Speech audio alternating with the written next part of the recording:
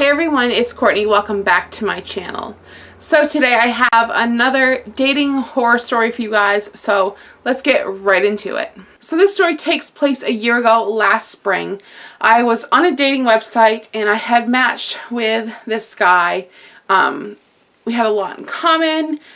I think I was 28, he was 38, so we had 10 years age difference between each other, which to me isn't that bad. You know, 10 years, it's okay. We had a lot in common. We liked the same things. Yeah, you know, it was a pretty good match. And like I said, he was local, so that worked out really well. I mean, like next town over local, so it was really good. So we just started chatting back and forth and things seemed to be going really well. So it came to the point where we started exchanging, you know, information and stuff, and we became friends on Facebook.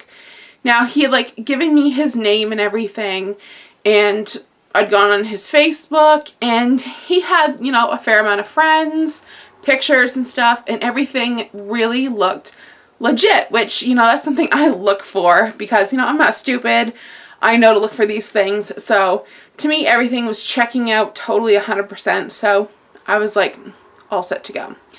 So he had mentioned about going on a date for ice cream at a local like ice cream place and a couple other things that we would do after. Nothing gross or anything, you know, just like going off to certain places, whatever. And I thought, yeah, that might be cool. You know, let's just start off grabbing an ice cream together. That's not bad. So like I said, we're just, you know, chatting back and forth together. We're texting back and forth, talking on the phone, and everything is just great.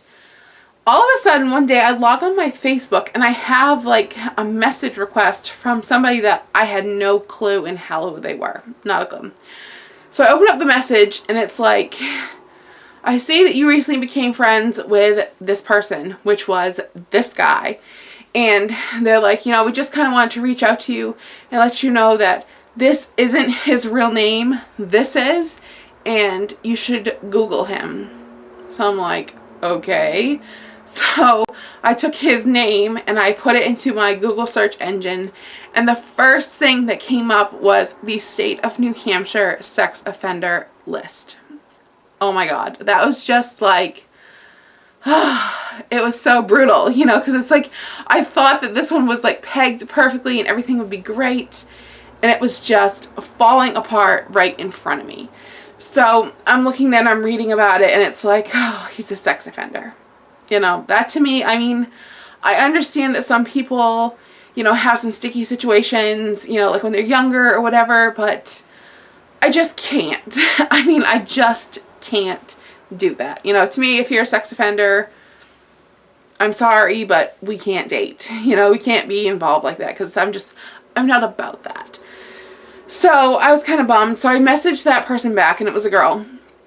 And I was talking to her back and forth a little bit because, you know, he had given me all this different information. So it turns out that he was a sex offender, that the name that he gave me was kind of like an alias that he goes by, and it's something that if you search, it wouldn't pull up the sex offender thing. I found like out that he was still living with his family, and there was like this sticky situation involving some family stuff, and I'm not even going to get into it because it's his business, not mine, but it was just kind of awkward. You know, nothing that he had told me was actually legit. And she told me that she knew this because, you know, she had been in my situation and someone had reached out to her telling her about all this, and she was just kind of watching because apparently he's been doing this like a serial dater.